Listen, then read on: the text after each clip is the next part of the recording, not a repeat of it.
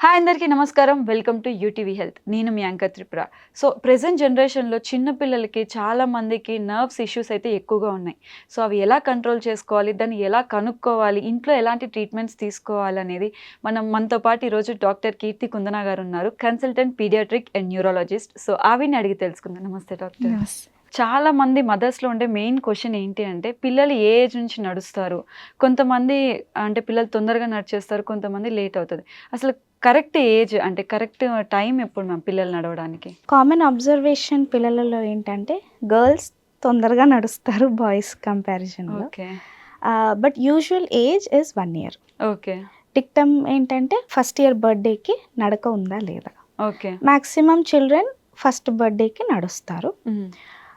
Girls ఒక్కొక్కసారి 10 మంత్స్‌కి నడిచేస్తారు. Okay. Boys 13, 14 months. Okay. కానీ 1, 2 మంత్స్ ఇట్టట్టు నాకు ఓకే. కానీ 1.5 ఇయర్ వచ్చేసింది ఇంకా నడవట్లేదంటే ఏదోనో ప్రాబ్లం ఉండొచ్చు. చాలా మందికి పిల్లలు లేట్‌గా నడుస్తారు.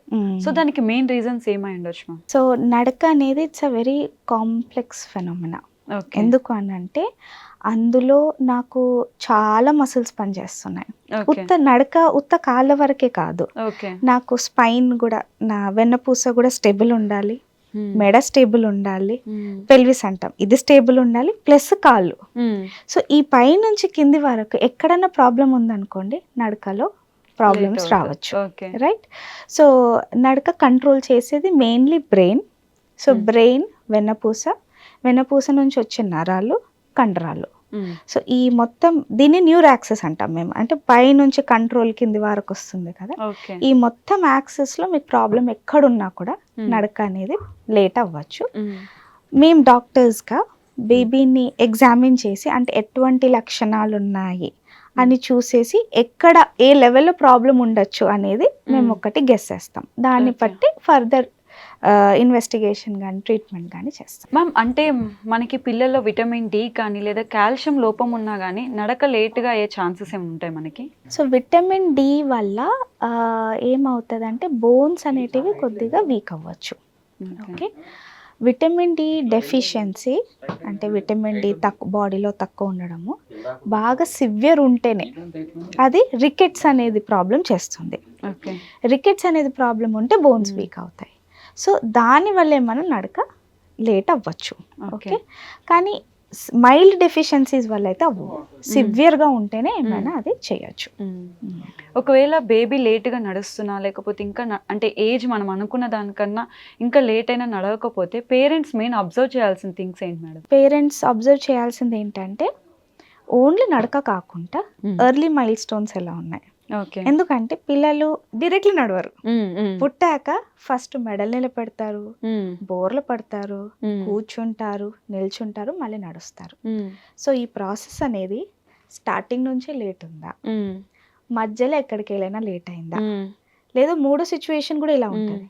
వచ్చినాయి మైల్ స్టోన్స్ వెనకాలకి అంటే నడక వచ్చింది అంటే నిలబడడం వరకు వచ్చింది కానీ ఇంకా ఇప్పుడు నిలబడట్లేదు అంటే రిగ్రెషన్ అంటాం, వెనకాలకి వెళ్ళాలి.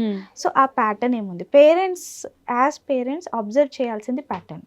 ఓకే. ఇది స్టార్టింగ్ నుంచి డిలే ఉందా, మధ్యలో వచ్చిందా ప్రాబ్లము అంటే 5 నెలల వరకు బోర్లు పడ్డాడు, 8 నెలల వరకు కూర్చున్నాడు కానీ వాకింగ్ ఇంకా అవును. అవును. సో ఇక్కడ ఈ ప్రాసెస్ లేట్ అవుతుంది. ఎక్కడి నుంచి లేట్ అయింది, ఎక్కడ మన కొంచెం మైల్ స్టోన్స్ డిలే అవుతున్నాయంటే వెంటనే డాక్టర్ని కన్సల్ట్ అవ్వాలి. ఓకే. సో మనము ఎర్లీగా ఏదైనా ప్రాబ్లం ఐడెంటిఫై చేస్తే దానికి ఏమైనా ట్రీట్మెంట్ ఇవ్వని. మ్యామ్ అంటే ఏ స్టేజ్‌లో మనము ట్రీట్మెంట్ ఇవ్వచ్చు? అంటే ఏ ఏజ్ వరకు చూసి తర్వాత ట్రీట్మెంట్ స్టార్ట్ చేయొచ్చు? నేను అంటున్నా కదా, పేరెంట్స్ నాకు ఎప్పుడన్నా మైల్ స్టోన్ లేట్ అవుతుంది. ఓకే. ఫర్ ఎగ్జాంపుల్ 4 మంత్స్ అయిపోయింది ఇంకా మెడలు నిలబడటం లేదు, 4 మంత్స్. 6 మంత్స్ అయిపోయింది బోర్లు పడటం లేదు, 10 మంత్స్ అయిపోయింది ఇంకా కూర్చోటం లేదు, 1 ఇయర్ అయిపోయింది నిల్చోటం లేదు అంటే ఇవి నాకు రెడ్ ఫ్లాగ్స్. ఇట్లా ఈ టైం లైన్ ఫాలో అవ్వట్లేదంటే డాక్టర్ కన్సల్ట్ అవ్వాలి. మనం ఫిజియోథెరపీ కానీ ఇంటర్వెన్షన్ కానీ ఈ ప్రాసెస్లో దాన్ని మెరుగుపరిచే ఛాన్సెస్ ఏమి ఉంటాయి? అవును, నేను చెప్పినట్టు ఇది వీక్నెస్ అంటే ఈ నడక రాకపోవడం దేనివల్ల అనేది కాజ్ మనం ఐడెంటిఫై చేస్తే దానికి తగ్గట్టుగా ట్రీట్మెంట్ ఉంటుంది. ఓకే. ఫర్ ఎగ్జాంపుల్ ఒక్కొక్కసారి బ్రెయిన్ మాల్ఫార్మేషన్స్ అంటాం, అంటే బ్రెయిన్ ఫార్మేషనే కరెక్ట్గా కాలేదు, ఓకే.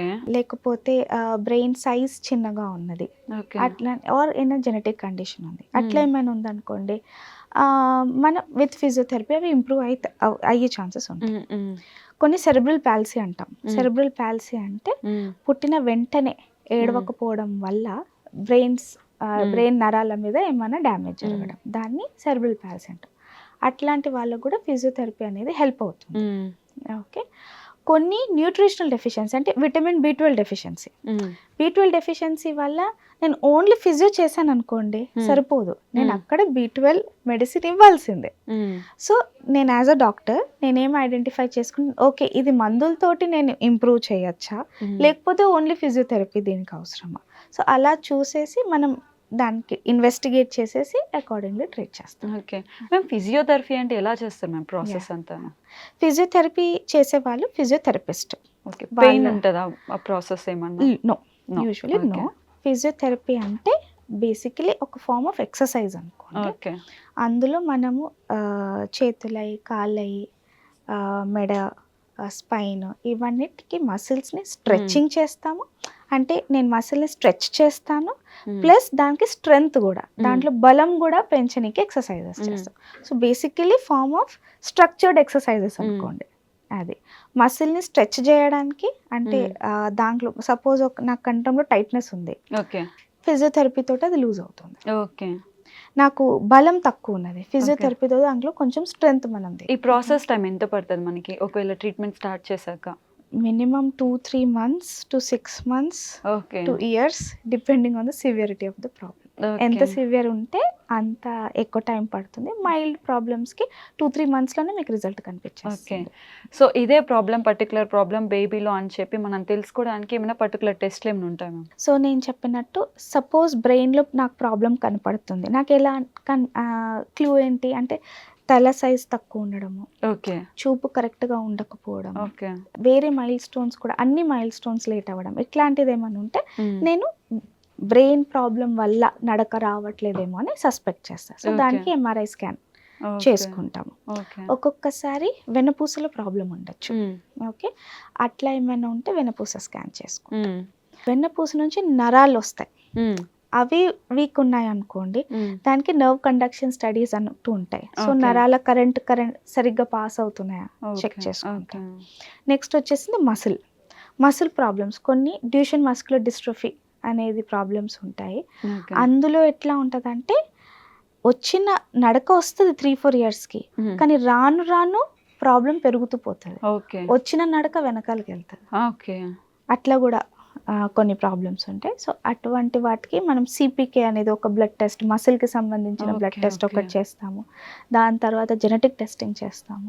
సో ప్రాబ్లమ్ని బట్టి దానికి టెస్ట్ ఉంటుంది అండ్ ట్రీట్మెంట్ కూడా అకార్డింగ్లీ. మ్యామ్ చాలా మంది చెప్తూ ఉంటారు, అంటే కొంతమంది పిల్లలు తొందరగా నడిస్తే మా బాబు అంత వెయిట్ లేడు అందుకే తొందరగా నడిచేశారని, కొంతమంది కొంచెం బొద్దుగా ఉంటారు వాళ్ళు కొంచెం లేట్గా, అంటే వెయిట్ ఆ నడకకి ఏమన్నా సమస్య అవుతుందా?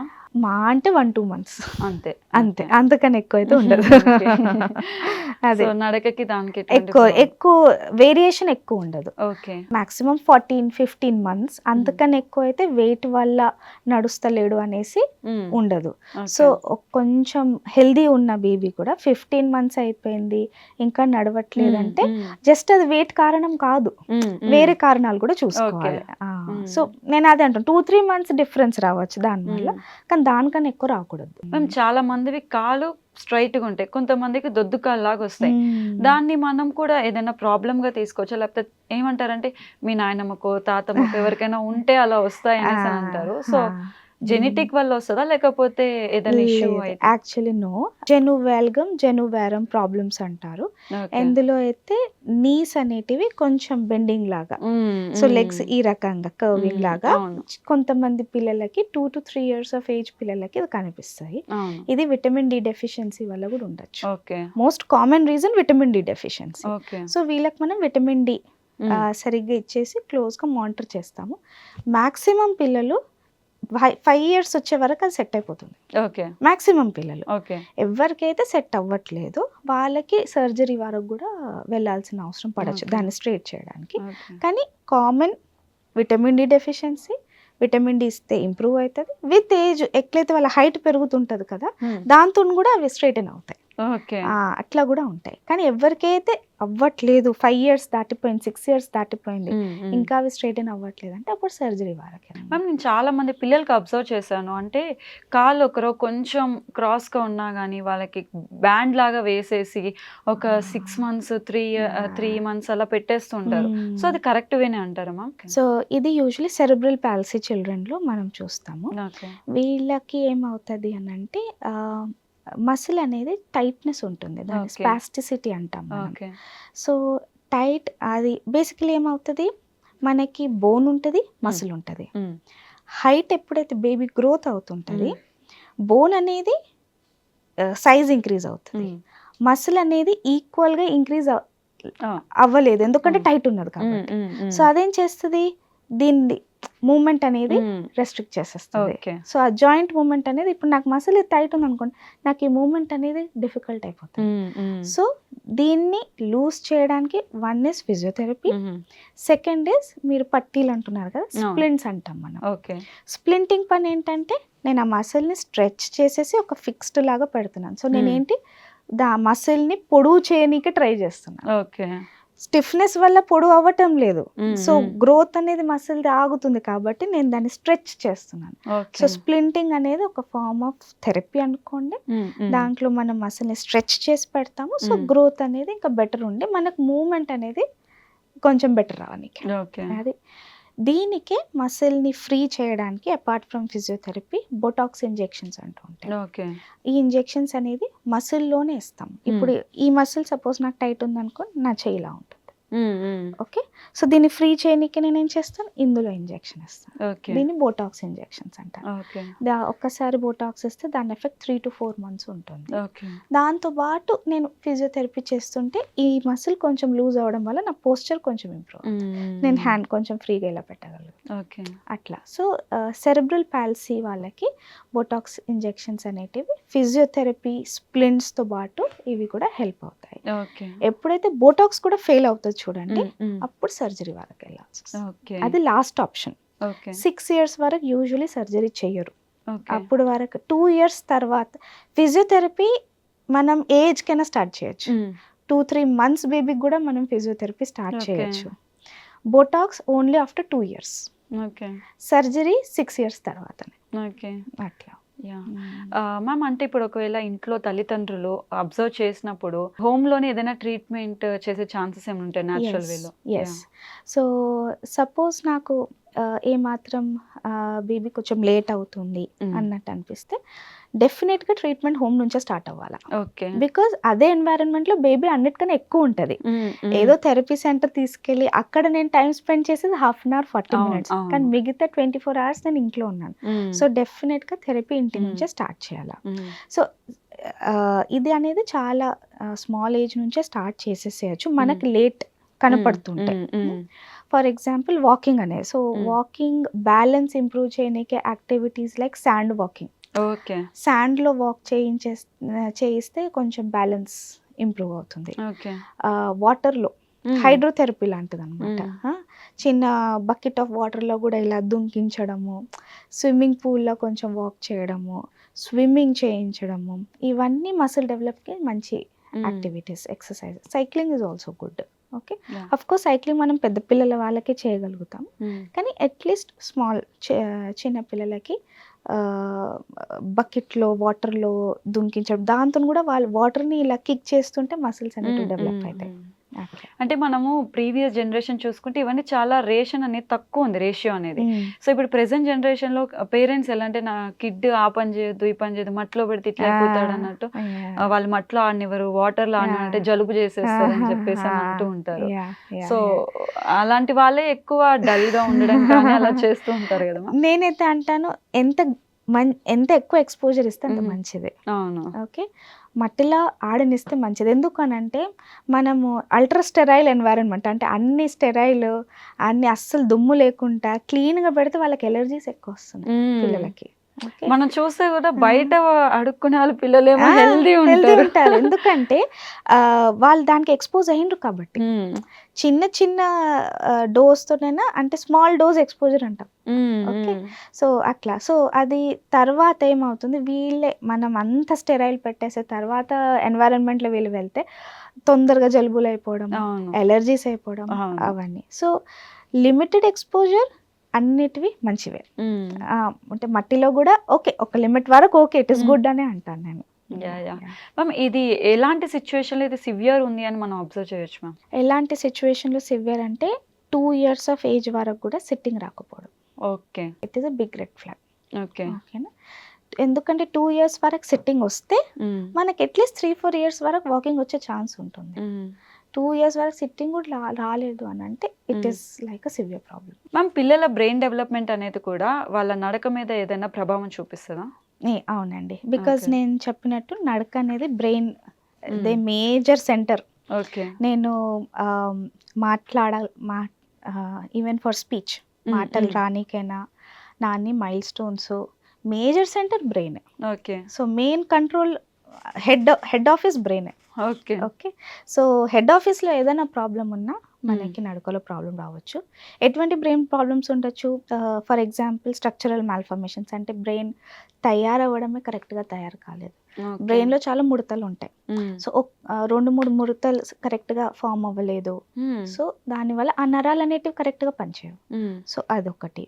రెండోదేముండొచ్చు నేనన్నట్టు సెరెబ్రల్ పాల్సీ, హ్మ్. బర్త్ అస్ఫిక్సియా అంటే పుట్టిన వెంటనే ఏడవకపోవడం. హ్మ్. దానివల్ల కూడా నరాల మీద ఎఫెక్ట్ పడతది. ఓకే. ఎందుకంటే పుట్టిన వెంటనే ఫస్ట్ క్రై అనేది చాలా ఇంపార్టెంట్. హ్మ్. వెంటనే ఏడవకపోతే ఆక్సిజన్ అనేది నరాలకు అందకపోవడం వల్ల నరాలు కొంచెం డ్యామేజ్ అవుతాయి. ఓకే. దానివల్ల మనకి ఆ నరాలు కొంచెం ప్రాబ్లమ్ హ్మ్. రావటము అట్లా ఉండొచ్చు. హ్మ్. మూడోది జెనెటిక్ రీజన్ ఏమైనా. హ్మ్. ఏదైనా జెనెటిక్ కారణం వల్ల వాపులాగా రావడం బ్రెయిన్‌లో, హ్మ్. మెటబాలిక్ కారణం వల్ల రావడము. సో, హ్మ్. ఇవన్నీ డిఫరెంట్ ప్రాబ్లమ్స్ బ్రెయిన్‌లో ఉండొచ్చు. ఓకే. దానివల్ల మనకి డెవలప్‌మెంట్ నడక అనేది లేట్ రావచ్చు. అంటే ఇప్పుడు ఒక బేబీ అనేది ప్రాపర్ టైమ్‌లో నడక స్టార్ట్ చేసినా గాని ఫ్యూచర్‌లో తనకేమైనా ప్రాబ్లమ్స్ వచ్చే ఛాన్సెస్ ఉంటాయా? ఇఫ్ ఎర్లీ మైల్‌స్టోన్స్ నార్మల్ ఉన్నాయి. అంటే ఓకే. 1 ఇయర్, 2 ఇయర్స్ వరకు బేబీ నార్మలే ఉంది. దాని తర్వాత నడకలో ప్రాబ్లమ్ వచ్చింది హ్మ్. అని అంటే దానికి 2 రీజన్స్ ఉండొచ్చు. ఓకే. కొత్తగా బ్రెయిన్‌లో ఏమైనా వాపు రావడం. Okay. For example brain infection, మెదడు వాపు అంటాం. హ్మ్. అట్లాగే ఏమైనా వచ్చిందనుకోండి వెనకాలకెళ్తారు. రెండోదేమన్నా ట్యూమర్ లాగా ఏమన్నా రావడం. ఓకే. ఏమన్నా గడ్డలాగా కొత్తగా ఫార్మ్ అయిందనుకో హ్మ్. వెనకాలకెళ్తారు. హ్మ్. మూడోది ఏదైనా కొన్ని జెనెటిక్ ప్రాబ్లమ్స్ కూడా ఉంటాయి. హ్మ్. ఏవైతే 3 ఇయర్స్ ఆఫ్ ఏజ్‌కి స్టార్ట్ అవుతాయి. ఓకే. అవి రేర్ కానీ. ఓకే. అట్లా. సో, అది బేబీ కండిషన్‌ని బట్టి ఈ మూడిటి కారణంలా ఏదుంది అనేసి నేను చెప్పగలను. మ్యామ్ రీసెంట్‌గా నా ఫ్రెండ్ వాళ్ళ సిస్టర్ డెలివరీ అవ్వడం జరిగింది. సో, వాళ్ళ బేబీకి తల మీద బ్లడ్ క్లాట్ అయింది. సో, వాళ్ళకేమైనా ఫ్యూచర్‌లో ప్రాబ్లమ్స్ వచ్చే ఛాన్సెస్ ఏమైనా ఉంటాయా? యెస్. So, okay. సిమిలర్‌గా ఎట్లయితే పుట్టిన వెంటనే హ్మ్. ఏడవకపోవడం వల్ల ఎట్లయితే ప్రాబ్లమ్స్ వస్తాయి. హ్మ్. అలాగే ఇఫ్ సపోజ్ పుట్టిన వెంటనే బ్లడ్ క్లాట్ కూడా అయిందనుకోండి. హ్మ్. యూజువల్‌గా సిమ్టమ్ ఏముంటదంటే ఫిట్స్ రావటం. ఓకే. న్యూబార్న్ బేబీలోనే ఫిట్స్ వస్తాయి. Clot okay. వస్తాయి. ఫిట్స్ వస్తాయి అండ్ ఫ్యూచర్‌లో హ్మ్. ఏమైనా one side of the body హ్మ్. కొంచెం వీక్ ఉండడం. ఓకే. అట్లాంటి సిమ్టమ్స్ కనపడొచ్చు. ఓకే. అంటే నడిచేటప్పుడు కూడా కాలు కొద్దిగా క్రాస్ అయ్యటము, చెయ్యి కొద్దిగా ఈ రకంగా పెట్టడము, ఓకే. ఆ రకంగా మీకు పోస్చర్‌లో చేంజెస్ హ్మ్. కనపడతాయి. అట్లా. సో, ఈ ఇష్యూస్ రావడానికి మెయిన్ రీజన్ ఏమై ఉండొచ్చు మ్యామ్? లేట్ నడక గాని, లేకపోతే ఇంకేదైనా సరే? అదే నేను చెప్పినట్టు ఏదైనా బ్రెయిన్ ప్రాబ్లమ్, స్ట్రక్చరల్ ప్రాబ్లమ్స్ ఒక్కొక్కసారి టార్చ్ ఇన్ఫెక్షన్స్ హ్మ్. అంటాం. టార్చ్ ఇన్ఫెక్షన్ అంటే ప్రెగ్నెన్సీలో మదర్‌కి ఏమైనా ఇన్ఫెక్షన్ అయ్యి అది బేబీని ఎఫెక్ట్ చేసింది. ఓకే. కొన్ని గ్రూప్ ఆఫ్ ఇన్ఫెక్షన్స్ అంటాం. టార్చ్ హ్మ్. ఇన్ఫెక్షన్స్. సో, దానివల్ల బ్రెయిన్ డెవలప్‌మెంట్ ఎఫెక్ట్ అవుతది. ఓకే. అట్లా. మూడోది ఏదైనా క్లాట్ ఓకే. రావటము, పుట్టిన వెంటనే ఏడవకపోవడము. Metabolic reasons. హ్మ్. హ్మ్. మెటబాలిక్ రీజన్స్ అంటే ఒక బ్రెయిన్‌లో వాపులాగా రావడం. కొన్ని బాడీలో మెటబోలైట్స్ అంటాం. అంటే హ్మ్. కొన్ని పదార్థాలు ఎక్కువైతాయి, కొన్ని పదార్థాలు తక్కువైతాయి. హ్మ్. హ్మ్. దానివల్ల వాపులాగా లోపల రావడం. హ్మ్. అది అండ్ ఫిఫ్త్ జెనెటిక్ కారణాలు. హ్మ్. ఇవన్నిట్లో ఏదైనా ఉండొచ్చు. ఎస్ఎంఏ అనేది ఒకటి జెనెటిక్ ప్రాబ్లమ్ ఈ మధ్య చాలా ఇన్ఫ్యాక్ట్ సోషల్ మీడియాలో కూడా ఇవన్నిట్లో ఉంది. ఇది ఒక రకమైన జెనెటిక్ ఓకే. ప్రాబ్లమే, స్పైనల్ మస్క్యులర్ ఎట్రోఫీ అంటారు. ఓకే. ఇది వెన్నపూస నుంచి వచ్చే నరాల ఓకే. ఇష్యూ అది. దీంట్లో ఏమవుతుంది అని అంటే బేబీ కొంచెం బోర్ల పడే స్టేజ్ వరకు వస్తుంది, కానీ కదలికలు అనేటివి తక్కువ ఉంటాయి. లెగ్ మూమెంట్స్, హ్యాండ్ మూమెంట్స్ అంత ఉండవు. ఓకే, ఫీడింగ్ ప్రాబ్లమ్స్ ఉండొచ్చు అట్లా. అండ్ రాను రాను వాళ్ళు ఇంకా డల్ అవుతూ పోతారు. ఓకే. అంటే ఉన్న మూమెంట్స్ కూడా తగ్గిపోవడము, బ్రీదింగ్ లో ప్రాబ్లం రావడము. మాక్సిమం 8-9 months 1 year వరకు బతుకుతారు వీళ్ళు. దాని తర్వాత సర్వైవల్ కూడా ఉండదు. ఈ మధ్య జీన్ థెరపీ అంటూ ఈ SMA ప్రాబ్లమ్కి అప్రూవ్ అయింది, కానీ it's a very costly therapy. మనకు అందుబాటులో కూడా లేదు, ఇండియాలో మ్యానుఫ్యాక్చర్ అవ్వరు, బయట దేశం నుంచి ఇంపోర్ట్ చేసుకోవాలి. కానీ అది కొంచెం సివియర్ కండిషన్. మ్యామ్, ఇప్పుడు చాలా మంది నడుస్తారు కరెక్ట్ టైంకి, బట్ వాళ్ళు ఊరికే పడిపోతూ ఉంటారు. అంత స్టెబుల్గా వాళ్ళు నడవలేరు. సో దానికి మెయిన్ రీజన్ ఏమై ఉండొచ్చు? అంటే ఫుడ్ ఏమన్నా దాంట్లో మెయిన్ రీజన్ అయి ఉంటుంది? 2 reasons. ఒకటి ఏంటంటే నాకు నడక కోసము బలం కావాలి, రెండోది బ్యాలెన్స్ కావాలి. ఓకే. బలం ఉన్నా కూడా బ్యాలెన్స్ లేదనుకోండి వెంటనే పడిపోవచ్చు. రెండో రీజన్ ఏం ఉండొచ్చు అని అంటే ఒక్కొక్కసారి చిన్న జర్కీ ఫిట్స్ ఉంటాయి. ఓకే. ఓకే, మైక్లోనస్ అంటాం. అందులో కూడా సడన్గా ఆ జర్క్ రావడం వల్ల పడిపోతారు. ఓకే. అది కూడా so as parents it's very important ఎందుకు పడిపోతున్నారు. మూడోది ఏంటి, సరే చూపు ప్రాబ్లం ఏమన్నా ఉన్నా కూడా కనపడకుండా దేనికైనా తాకి పడిపోతుంటారు. సో ఎవరైనా ఎనీ చైల్డ్ నడుస్తూ పడిపోతున్నాడంటే ఇవన్నీ కారణాలు ఉండొచ్చు. విజన్ ప్రాబ్లం, చూపు ప్రాబ్లం ఉండొచ్చు, కనపడట్లేదు కాబట్టి దేనికైనా తగిలి పడిపోవడం. రెండోది చిన్న జర్క్ లాగా ఫిట్ అంటే సడన్ జర్క్ వచ్చింది పడిపోయి. సో అది మనకి తెలియని కూడా తెలియచ్చు మనకి, కానీ అది అబ్జర్వ్ చేస్తే అర్థమవుతుంది. అబ్జర్వ్ చేయాలి ఎందువలన పడుతున్నారు. మూడోది ఏదైనా బ్యాలెన్స్ ఇష్యూ. బ్యాలెన్స్ అంటే నడవనికి నా దగ్గర బలం ఉంది కానీ మధ్య బ్యాలెన్స్ అవుట్ అవుతుంది, దానివల్ల పడుతుంది. సో మూడిటికి కారణాలు వేరే. ఓకే, ఏ లెవెల్లో ప్రాబ్లం ఉంది అని చెక్ చేసుకొని దాన్ని తగ్గట్టు. మ్యామ్, అంటే ఇప్పుడు చాలా మందికి మదర్స్ మిల్క్ రాక ఫార్ములా మిల్క్స్ ఇస్తూ ఉంటారు. సో దాని నుంచి కాల్షియం అనేది బోన్స్ కి అందుతుందా మ్యామ్ బేబీస్ కి? Actually yes. Even formula milk లో కూడా ఎంతైతే క్వాంటిటీ మనకి బేబీకి అవసరమో అంత కాల్షియం ఉంటుంది. ఫార్ములా మిల్క్ కూడా ఎలా తయారవుతుంది, it is cow milk only. Cow milk ని వాళ్ళు డ్రై పౌడర్ చేసేసి అది చేస్తారు. సో అందులో కాల్షియం ఉంటుంది. కానీ అంటే నార్మల్ గా ఇన్ జనరల్ గా పెద్దవాళ్ళు చెప్తూ ఉంటారు, ఒక 1 year వరకు బఫెలో మిల్క్ అని కౌ మిల్క్ అని మనం ఇవ్వద్దు, ఇస్తే వాళ్ళకి వాతం చేస్తుంది, వాళ్ళకి అరగదు, వామిట్ చేస్తారు అంటూ ఉంటారు. సో ఏ ఏజ్ నుంచి మనం వాళ్ళకి బఫెలో మిల్క్ అని కౌ మిల్క్ అని ఇవ్వచ్చు ma'am? Correct, after 1 year of age. After 1 year of age, because cow milk లో కొన్ని ప్రోటీన్స్ ఉంటాయి ఏవైతే మనకి బేబీస్ కి గట్టులో అంటే కడుపులో కొంచెం వాపులాగా అట్లా చేయొచ్చు. సో దానివల్ల వామిటింగ్స్ రావడము, కడుపు ఉబ్బడము, మోషన్ సరిగా రాకపోవడము ఆర్ లూజ్ మోషన్స్ అవ్వడము అవన్నీ జరగచ్చు. సో వాళ్ళ టాలరెన్స్ కొంచెం తక్కువ ఉంటుంది, కానీ 1 year తర్వాత వాళ్ళ టాలరెన్స్ ఇంప్రూవ్ అవుతుంది. సో 1 year కొంతమంది ఏమంటారు after 2 years even safer option after 2 years అంటారు. 2 years తర్వాత మీరు కౌ మిల్క్ అనేది ఇంట్రొడ్యూస్ చేయొచ్చు. సో ఆ ఏజ్ వరకు మనకు వాళ్ళు కాల్షియం అందించాలంటే through food yes through food. Anyway 6 months వరకు మనం మిల్కే. ఆఫ్టర్ 6 months ఆఫ్ ఏజ్ మనం ఎలాగో ఫుడ్ స్టార్ట్ చేస్తాం కాబట్టి సరిపోతుంది. ఓకే, ఏమైనా సప్లిమెంట్ చెయ్యాలి బేబీకి విటమిన్ డి. ఓకే, కాల్షియం సెపరేట్గా సప్లిమెంట్ చేయాల్సిన అవసరం ఉండదు. ఓకే, విటమిన్ డి అనేది మిల్క్లో తక్కువ ఉంటుంది, మదర్స్ మిల్క్లో కూడా తక్కువ ఉంటుంది, ఫార్ములా మిల్క్ కూడా తక్కువ ఉంటుంది. అందుకే విటమిన్ డి అనేది డాక్టర్స్ రికమెండ్ చేస్తారు till 1 year of age vitamin D drops అనేది వాడాలి. ఐరన్ అనేది 6 months తర్వాత రికమెండ్ చేస్తారు. సో ఇవి రెండే మనం మందులాగా సప్లిమెంట్స్ లాగా బేబీస్కి యూజువల్గా రికమెండ్ చేసేది. మిగతా అన్ని ఫుడ్లో డైట్లో కవర్ అయిపోతుంది. సో ఈ ఇష్యూస్కి ప్రెసెంట్ మన దగ్గర అవైలబుల్ ఉన్న ట్రీట్మెంట్స్ ఎలా ఉన్నాయి మ్యామ్, ఏంటివి అవి? So depends on the cause నేను చెప్పినట్టు. ఓకే, ఏదైనా బ్రెయిన్ రిలేటెడ్ ఇష్యూ ఉంటే దానికి తగ్గట్టుగా ఫిజియోథెరపీ కానీ నేను చెప్పినట్టు స్ప్లిన్స్, బోటాక్స్ ఆర్ సర్జరీ అవన్నీ. మసిల్ రిలేటెడ్ ప్రాబ్లమ్స్ ఉంటే కూడా దానికి ట్రీట్మెంట్ ఉంటే ట్రీట్మెంట్. ఎస్ఎంఏ లాంటిది ఏమైనా ప్రాబ్లం ఉంటే దానికి అల్టిమేట్లీ జీన్ థెరపీ అండ్ వేరే థెరపీస్ కూడా ఉన్నాయి ఎస్ఎంఏకి అపార్ట్ ఫ్రమ్ జీన్ థెరపీ. రిస్డిప్లామ్ అనేది కొత్త డ్రగ్ వచ్చింది. So depends on the cause అండి యాక్చువల్లీ. ఓకే, యాజ్ డాక్టర్స్ మా పని ఏంటంటే కాజ్ ఐడెంటిఫై చేయడం. కాజ్ ఒకసారి ఐడెంటిఫై అయిపోతే దానికి తగ్గట్టుగా ట్రీట్మెంట్. ఓకే, కొన్నిటికి మందులు ఉంటాయి, కొన్నిటికి మందులు ఉండవు. ఈ ప్రాబ్లంకి మందులు ఉన్నాయా అనేది తెలుసుకోవడం నా పని. అట్లా అండ్ ఎవరికైతే మందులు లేవు it's through therapy only, physiotherapy and supportive therapy. So depend, అది కాజ్ మీద డిపెండ్ అయి ఉంటుంది. మ్యామ్ ఇవన్నీ తీసుకోవడం వల్ల అవి పూర్తిగా నయం చేయగలుగుతాం లేదా జస్ట్ కంట్రోల్ వరకే చేయగలుగుతామా? We can improve. Okay, suppose cerebral palsy చిల్డ్రన్లో కూడా with good physiotherapy, with good supportive care ఇవన్నీ వాకింగ్ వచ్చే ఛాన్సెస్ ఉంటాయి.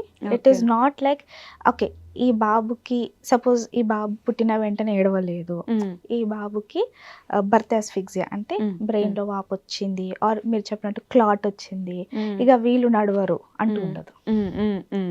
లేట్ అయినా నడుస్తారు కానీ నడిచే ఛాన్సెస్ ఉంటుంది. ఓకే ఓకే, ఎందుకనంటే ఇవి ఎటువంటి ప్రాబ్లమ్స్ అంటే పెరిగే ప్రాబ్లమ్స్ కాదు. ఏదైతే డ్యామేజ్ జరిగిపోయింది, డ్యామేజ్ అనేది పెరగదు కదా. వేరే నరాలు ఏవైతే ఉన్నాయి అవి ఎక్కువ పని చేసేసి డ్యామేజ్ నరాల పని ఎక్స్ట్రా చేస్తాయి. సో దీన్ని న్యూరోప్లాస్టిసిటీ అంటాం మనం. అంటే వాట్ ఎవర్ నా దగ్గర నరాలు ఏవైతే డ్యామేజ్ అయ్యాయి అవి కాకుండా హెల్దీ నరాలు ఏవైతే ఉన్నాయి అవిటిని మనం ఎక్కువ పని చేస్తున్నాం, అవిటిని ట్రైనింగ్ చేస్తున్నాం. దీన్నే ఎర్లీ ఇంటర్వెన్షన్ అంటారు. అంటే నాకు తెలుసు ఫ్యూచర్లో ప్రాబ్లం రావచ్చు, నాకు తెలుసు పుట్టిన వెంటనే ప్రాబ్లం అయింది, దీనివల్ల ఫ్యూచర్లో ప్రాబ్లమ్స్ రావచ్చు. సో నేను ముందు నుంచే హెల్దీ నరాలను నేను ప్రమోట్ చేస్తున్నా. సో దీన్నే ఎర్లీ ఇంటర్వెన్షన్ అంటారు. సో ఇది చేసుకుంటూ మనం there is a high chance that improvement ఫ్యూచర్లో ఉండొచ్చు. మరీ సివియర్ ప్రాబ్లం ఉన్న వాళ్ళకి ముందే చెప్పేస్తాం దట్ నడక వచ్చే ఛాన్సెస్ చాలా తక్కువ ఉన్నాయి, కానీ మైల్డ్ టు మోడరేట్ ఉన్న వాళ్ళకి ఛాన్సెస్ ఉంటాయి. So depends also on the severity. మీద ఎంత సివియర్, మైల్డ్ మోడరేట్కి నడక వచ్చే ఛాన్సెస్ ఉంటాయి, సివియర్ వాటికి తక్కువ ఉంటుంది. ఓకే, అండ్ మ్యామ్ మళ్ళీ మాటలు కూడా కొంతమందికి లేట్గా వస్తాయి. ఒక 1 year అయినా 2 years అయినా కానీ వాళ్ళకి అట్లీస్ట్ వర్డ్స్ కూడా రావు అనమాట. తాత, అమ్మ ఇవి కూడా రావు. సో వాళ్ళకి కూడా ఏమన్నా నర్వ్స్ ఇష్యూ ఉంటేనే ఆ మాటలు అనేవి లేట్ అవుతాయా? సో మాటలు లేట్ అవుతే దాని రిలేటెడ్ ఏంటంటే ఫస్ట్ చెక్ చేసుకోవాల్సింది వినికిడి మంచిగా ఉండాలి. Okay, directly related. నాకు వినిపిస్తేనే నేను మాట్లాడగలుగుతా. ఓకే, చాలాసార్లు ఇది పేరెంట్స్ గుర్తుంచుకోరు.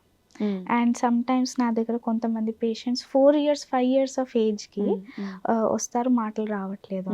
అండ్ క్లియర్గా చూస్తే ఆ పాప కానీ బాబుకి సైగలతో మాట్లాడుతుంటారు. వాళ్ళు సైగలతో మాట్లాడి లిప్ రీడింగ్ చేస్తారు. అంటే వాళ్ళకి ఎంత ఇంటెలిజెన్స్ ఉంటుంది, వాళ్ళు లిప్ రీడింగ్ చేసేసి ఇన్ని రోజులు వాళ్ళు అండర్స్టాండ్ చేసుకుంటున్నారు బికాస్ హియరింగ్ ఇష్యూ ఉంది కాబట్టి.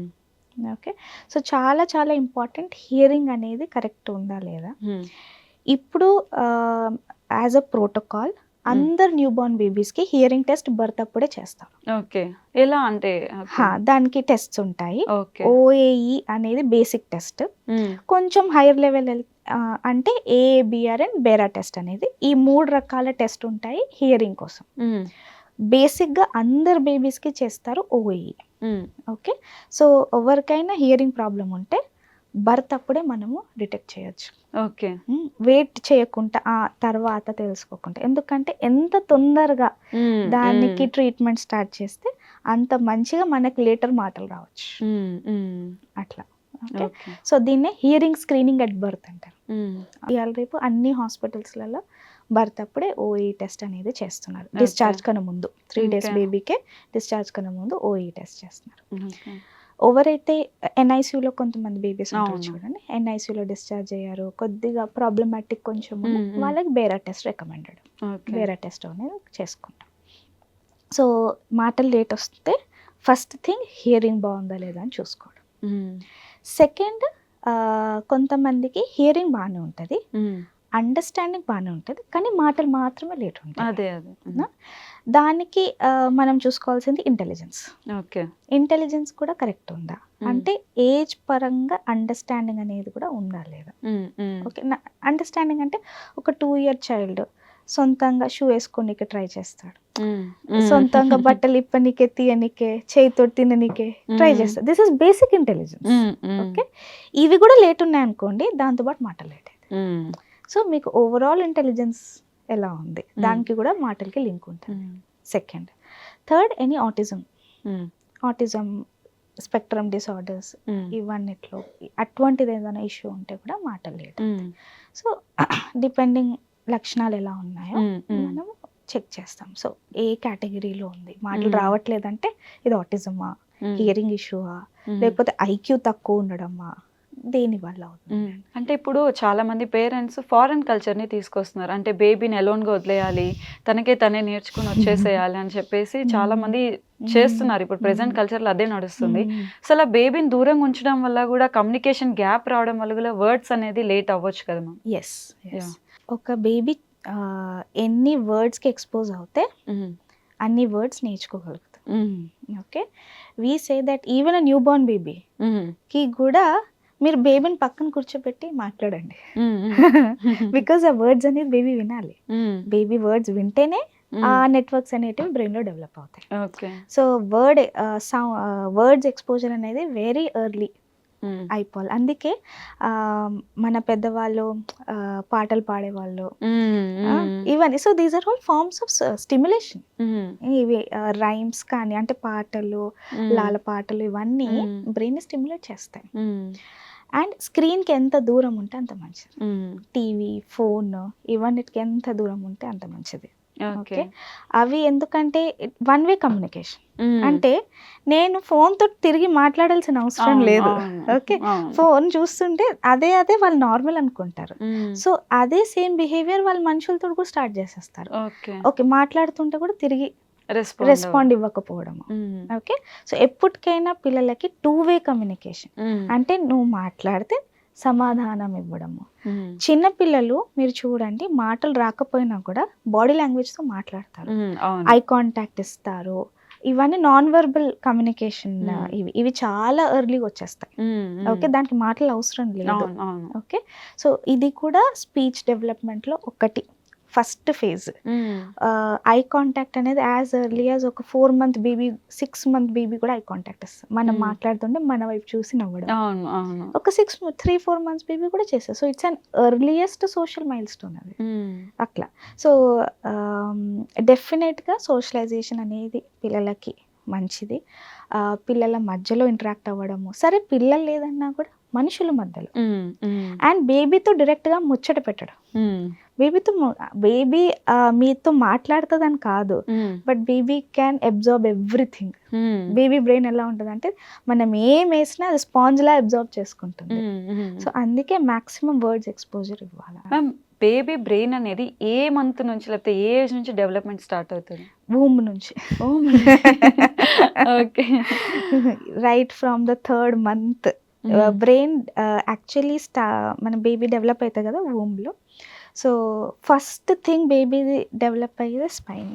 ఓకే, తర్వాత హార్ట్ వస్తుంది. ఓకే, సో అక్కడి నుంచే డెవలప్మెంట్, నరాలు అనేటివి మెల్లిమెల్లిగా ఇది. అండ్ అందుకే మనకి మహాభారతంలో కూడా ఉంటుంది కదా, అభిమన్యు ఎలా నేర్చుకున్నాడు అది. So there is science right from ఆ కాలం నుంచే సైన్స్ ఉన్నది. సో అందుకే ఇవాళ రేపు కొత్తగా కూడా గర్భ సంస్కారము, but there is science behind it. There is science. And even ఆ బ్రెయిన్ డెవలప్మెంట్ అనేది వూంబ్ నుంచే స్టార్ట్ అయిపోతుంది. అండ్ చాలా రిసెప్టివ్ ఉంటాయి, ఎర్లీ బ్రెయిన్స్ చాలా రిసెప్టివ్ ఉంటాయి. మనం ఏం నేర్పిస్తే అవి నేర్చుకునేది అది. సో అందుకే మనము ఈవెన్ ప్రెగ్నెంట్ విమెన్కి కూడా మనం చెప్తాం మంచి ఎన్వైరన్మెంట్లో ఉండాలి, ఏం స్ట్రెస్ తీసుకోవద్దు, పీస్ఫుల్ ఎన్వైరన్మెంట్. ఎందుకంటే బేబీ బ్రెయిన్ డెవలప్మెంట్కి అది ఎఫెక్ట్ పడవచ్చు. ఇంకా కొన్ని లక్షణాలు పేరెంట్స్ చూడవలసింది ఏంటి అని అంటే, ఎవరికైతే నరాలు, నేను చెప్పాను కదా బ్రెయిన్, వెన్నపూస, నరాలు, మసిల్స్. ఇవన్నీ 4లో ఎక్కడైనా ప్రాబ్లం ఉండొచ్చు. నరాల ప్రాబ్లం ఇంకా మసిల్ ప్రాబ్లం యూజువల్లీ ఎలా ప్రజెంట్ అవుతాయి అని అంటే కింది నుంచి పైకి లేవడానికి ప్రాబ్లం ఉండడం. నడక ఉంటుంది కానీ కూర్చొని లేవడానికే సపోర్ట్ తీసుకోవాల్సి వస్తుంది. 1. 2 మెట్ల మీదకి ఎక్కడానికి ప్రాబ్లం, సపోర్ట్ అవసరం పడుతుంది. ఓకే, ఇవి కూడా ఇష్యూస్. చాలా మంది ఏమనుకుంటారు కొద్దిగా వీక్నెస్ ఉందిలే, కొంచెం వీక్ ఉంది కదా, కాదు, అది ప్రాబ్లం. ఈ మసిల్స్ ఉన్నాయి చూడండి, తొడ దగ్గర ఉన్న మసిల్స్, ఇవి ఏమైనా వీక్ ఉంటే ఇటువంటి లక్షణాలు వస్తాయి. ఓకే, సో ఇవి 2 బాగా జాగ్రత్తగా చూసుకోవాలి. ఇంకోటి ఏంటంటే ఇట్లా టోస్ మీద నడవడం, ఇది డిఫికల్టీ ఉన్న, హీల్స్ మీద ఇలా హీల్స్ మీద నడవడానికి డిఫికల్టీ ఉన్న, ఇవి కూడా కొన్ని లక్షణాలు. ఓకే, కొంతమంది మసిల్ ప్రాబ్లమ్స్కి ఎలా ఉంటుంది అంటే బరువు అస్సలు పెరగరు. ఓకే, చాలా మరీ బక్కగా ఉంటారు. అంటే ఈ మసిల్ మాస్ అనేది చాలా తక్కువ ఉంటాయి, ఓన్లీ బోనే కనపడుతుంది కానీ మసిల్ అనేది కనపడదు. ఇవి కూడా కొన్ని మయోపతీస్ అంటారు, అంటే ఇవి కూడా జెనెటిక్ మసిల్ ప్రాబ్లమ్స్ అందులో కనిపిస్తుంది.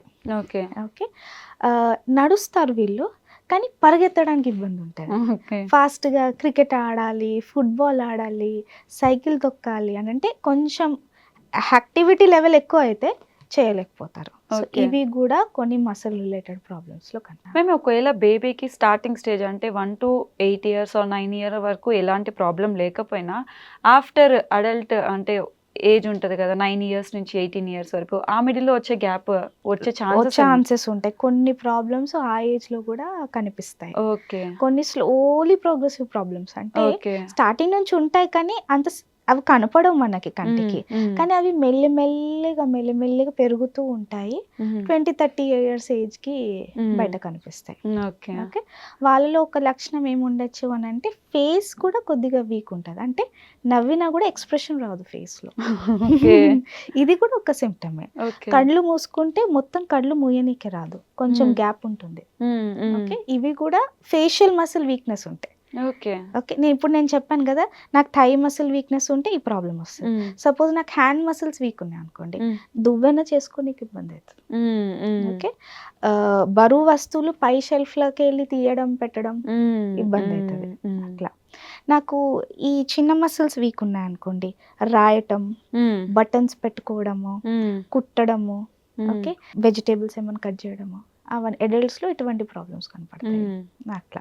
So depending on the symptoms A group of muscles week ఉన్నాయి అనేది మనం చెప్పగలుగుతాం. యా మ్యామ్, అంటే ఫైనల్ క్వశ్చన్తో ఎండ్ చేద్దాము. అంటే ఇప్పుడు పేరెంట్స్ ఎలాంటి కేర్ తీసుకోవాలి Day 1 నుంచి, బేబీ పుట్టిన కాడ నుంచి ఎలాంటి కేర్ తీసుకుంటే ఇలాంటి ప్రాబ్లమ్స్కి కొంచెం దూరంగా ఉండొచ్చు? Yes, so baby overall development అనేది మనం చూసుకోవాలి. బేబీ ఓన్లీ ఫీడింగ్ పడుకోబెట్టడమే కాదు. Okay, right from Day 1 baby emotional development, overall development, brain development కూడా చూసుకోవాలి. ఓకే, ఎందుకంటే కొంతమంది పేరెంట్స్ నడక వస్తే చాలు, ఓకే, మాటలు అవే వస్తాయిలే అంటే కాగ్నిటివ్ మైల్ స్టోన్స్ మీద ఒక్కొక్కసారి ధ్యాస పెట్టరు. So right from Day 1 age appropriate activities babies తోటి ఇన్వాల్వ్ అయ్యి చేయించడం అనేది ఇంపార్టెంట్. ఫర్ ఎగ్జాంపుల్ 1 month బేబీకి కాంట్రాస్ట్ ఫ్లాష్ కార్డ్స్ అనేసి ఉంటాయి. Okay, black and white flash cards. It's a form of visual stimulation. అది చూపిస్తే వాళ్ళకి దాని మీద కాన్సన్ట్రేట్ చేసి విజువల్ స్టిమ్యులేషన్ అవుతాయి. టమ్మీ టైం ఇవ్వడం, బోర్ల పడుకోపెట్టేసి పొట్ట మీద టమ్మీ టైం ఇవ్వడం, అప్పుడు వాళ్ళు మెడల్ పైకి ఎత్తారు. It's a form of exercise for them. ఇట్లా ఏజ్ అప్రోప్రియేట్ యాక్టివిటీస్ ఉంటాయి. ఓకే, ఒక 5 month బేబీకి రాటిల్ టాయ్స్ ఇవ్వడం. రాటిల్, ఎందుకంటే అప్పుడు వాళ్ళకి అప్రోచ్ వస్తుంది, పట్టుకోవడం వస్తుంది. ఓకే, సో ఆ రాటిల్ టాయ్ చూస్తే దాన్ని చూస్తారు, అది ఎలా సౌండ్ చేస్తుందని చూస్తారు, ఒక చేయి నుంచి ఇంకో చేయికి ఇస్తారు. సో ఏజ్ అప్రోప్రియేట్ యాక్టివిటీస్ అనేది పేరెంట్స్ ఇన్వాల్వ్ అవడం చాలా ఇంపార్టెంట్. ఇవాళ రేపు ఏమవుతుంది, చేతిలో ఫోన్ ఇచ్చేస్తారు, రైమ్స్ వింటున్నాడు కదా అనేసి వదిలేస్తారు. అది కాదు, మనం ఏజ్ అప్రోప్రియేట్ ఎంత వరకు పిల్లలతోటి ఇన్వాల్వ్ అవుతున్నాము అనేది. దానికి పెద్ద పెద్ద గేమ్స్ కొనాలో పెద్ద కొనాల్సిన అవసరం లేదు. మినిమం థింగ్స్ తోటి మనం చేయొచ్చు.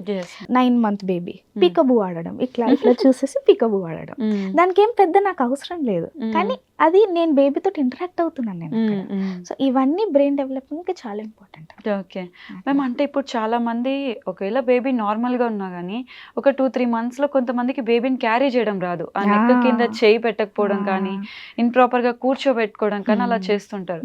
అలా చేసినా కానీ మనకి ఫ్యూచర్లో నర్వ్ ఇష్యూస్ వచ్చే ఛాన్సెస్ ఏమైనా ఉంటుంది?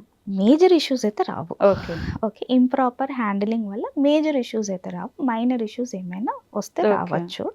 బట్ దేవుడు కూడా బేబీస్ని చాలా స్ట్రాంగ్ పుట్టించాడు. అది బేబీస్ అడాప్ట్ చేయడం నేర్చుకుంటాయి. ఓకే ఓకే, ఎటువంటి ఎన్వైరన్మెంట్లోనైనా హెల్తీ బ్రెయిన్ ఉందనుకోండి అడాప్ట్ చేసేస్తాయి. సో మేజర్ అయితే రావు, కానీ it's important that baby postures కరెక్ట్గా డెవలప్ అవడానికి అవన్నిటికీ బేబీ కరెక్ట్ హ్యాండ్లింగ్ అనేది important. Thank you so much ma'am. చాలా మంచి టిప్స్ కానీ లేకపోతే ఎలా క్యారీ చేయాలి, ఎలా కేర్ తీసుకోవాలని చెప్పినందుకు thank you so much. Welcome.